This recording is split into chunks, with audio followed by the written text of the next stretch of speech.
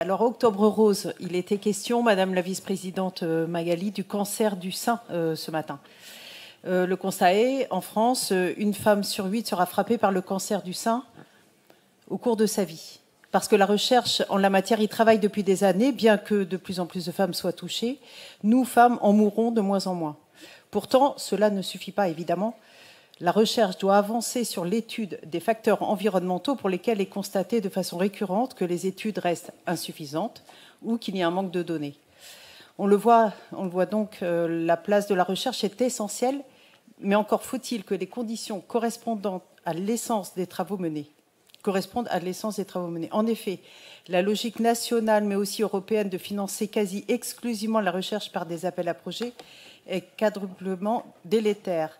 Premièrement, la question du temps, le temps que passent les chercheurs à chercher des fonds, et ils ne le passent évidemment pas dans leur domaine.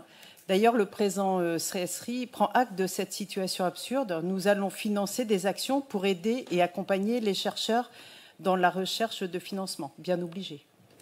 Ensuite, la recherche nécessite du temps long, alors que la logique des appels à projets, souvent sur 2 ou 3 années, mène à un financement qui, par essence, n'est pas durable. De plus, la logique de l'appel à projet amène à une logique adéquationniste. On finance les projets qui semblent utiles d'ici 2-3 ans, durée du projet de recherche. Regardons par exemple le gâchis du Covid-19. Malgré des scientifiques intéressés, il n'y avait pas en France de recherche sur les coronavirus, faute d'avoir pu passer sous les fourches codines des appels à projets.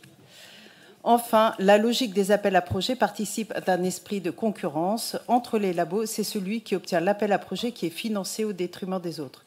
Cette situation n'est pas le fait de la région, c'est au niveau de l'État qu'il faut changer, évidemment, le cadre de financement de la recherche.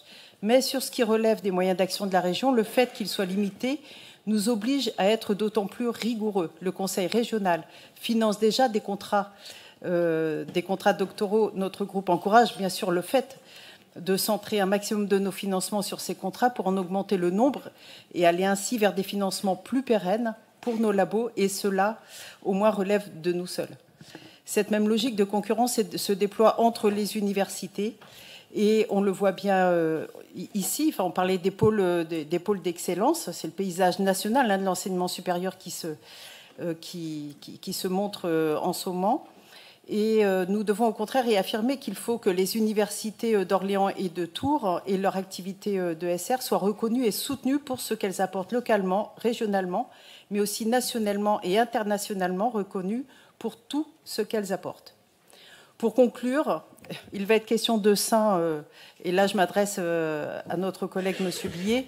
Il n'y a pas de petits sujets pour nous les femmes quand on parle de soutien-gorge, protection périodique. Ce sont des sujets du quotidien qui sont loin de relever de la bagatelle, croyez-nous.